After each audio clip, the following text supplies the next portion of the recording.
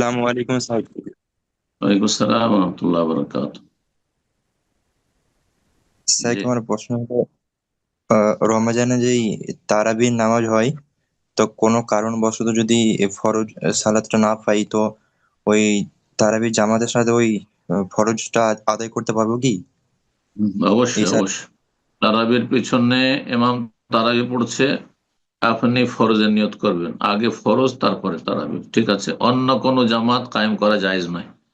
একই মসজিদ একাধিক জামাত যে করে, যে লোকের তো তারাবি চলছে, আমার ফরজ বাকি আছে, আমি তার এক সাইডে ফরজটা পড়ে নিই, বা একদল ফরজ পড়ছে, এটা জায়েজ নয়।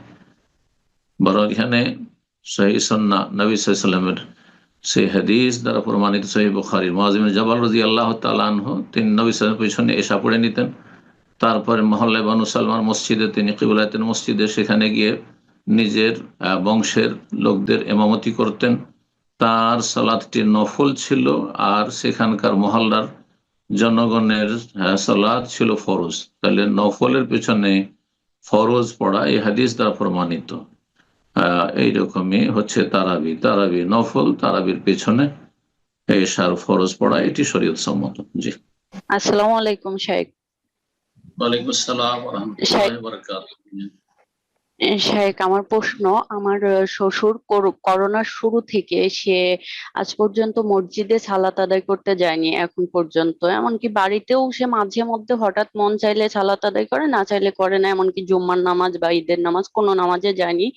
আমার হাজবেন্ড পড়ালেখা যায়নি করে, মানে নামাজ বিবিএ। নামাজ নামাজ পড়েই নামাজ না? পড়ে না। না না, পড়ে না। সে বাড়িতে মানে হঠাৎ মাঝে মধ্যে পড়ে। মানে না, পাঁচ 5 ওয়াক্ত ওয়াক্ত সালাতও ফরজ করে আদায় না। করে না? না না, ফরজও আদায় করে না। এক্ষেত্রে আমার হাজবেন্ড পড়ালেখা করে বেকার, বিবিএ শেষ করছে, এমবিএ পরীক্ষা দিচ্ছে এখন। করোনার জন্য সে যখন বাড়িতে ছিল, তাকেও মসজিদে যেতে দেয় নাই সে। এখন আমি আমার বাবার বাড়িতে থাকছি, এখন আমি শ্বশুর বাড়িতে 1 মাস ছিলাম। এখন এই অবস্থাতে আমার হাজবেন্ড বাড়িতেই নামাজ পড়ছে 5 ওয়াক্তই। তো এক্ষেত্রে আমার শ্বশুর যে সালাত আদায় করে না, এমনকি আমার হাজবেন্ড বাসায় সালাত আদায় করে, এতে কি আমার হাজবেন্ডের গুনাহ হবে? আর আমার হাজবেন্ডের একটা হালাল রুজির যেন ব্যবস্থা হয়, সেই দোয়া করবেন। আর হেদায়েতের উপর অটল থাকে আমার হাজবেন্ড, আল্লাহ যেন ইমানের আল্লাহ সাথে আল্লাহ চলতে পারে। শ্বশুর জি। শাশুড়ি সবাইকে, বাবাকে হেদায়েত দান করে দোয়া। আল্লাহ বরকত দান করুক। আল্লাহ রাব্বুল আলামিন আপনার শ্বশুর সাহেবকে হেদায়েত দান করুক, এবং আপনার স্বামীকে আল্লাহ দ্বীনের উপর অটল রাখুক। কথা হচ্ছে যে, যে কোনো ছেলের বাবা মা বাবা মা সম্পর্কে এমন কোনো দায়িত্ব নেই যে দায়িত্বটি ছেলে মেয়েদের ক্ষেত্রে রয়েছে। অর্থাৎ আপনার স্বামী এর উপর এটা ফরজ না যে তার বাবাকে বানাইতেই হবে, সে বা চাপ সৃষ্টি করবে। চাপ সৃষ্টি করার কোনো অধিকার নেই। ছেলে মেয়েদের ক্ষেত্রে চাপ সৃষ্টি করবে, কারণ তারা অধীনে রয়েছে। কিন্তু বাবার ক্ষেত্রে শুধু নাসিহা, মৌখিক উপদেশ দেবে সালাতের জন্য। তো আপনার শ্বশুর সাহেব যে পড়েন না, বেনামাজি, মধ্যে পড়েন না, তো আল্লাহ যেন হেদায়েত দান করেন। আপনার স্বামীরই যখন ওপর চাপ সৃষ্টি করার কোনো বৈধতা নেই, মানে চাপ সৃষ্টি করার কোনো অধিকার নেই, শুধু নাসিহা করবে, তো আপনার জন্য ঠিক ওই রকমই। তো আপনাকে আপনার শ্বশুরের জন্য এত মাথা ব্যথা নেওয়ার কোনো প্রয়োজন করেন না, কারণ এই ক্ষেত্রে আপনার এমন কোনো দায়িত্ব নেই। শুধু খুব বেশি যদি দেখেন যে তার কোনো অনিষ্টর আশঙ্কা নেই, মানে সে আপনার কোনো ক্ষতি করে দেবে না, তাহলে আপনি তাকে ভালো ভাষায় বলবেন, নসিহা করবেন যে আব্বা যান সালাত পড়ে আসেন বা নামাজের হয়ে গেছে। তো এই জন্য আপনার আলহামদুলিল্লাহ, আপনার স্বামী নামাজি, মানে আলহামদুলিল্লাহ, এটি আল্লাহর বড় নিয়ামত। এখন কথা হচ্ছে যে আপনার স্বামীকে যেতে দিচ্ছে না বাবা মসজিদে করোনার কারণে।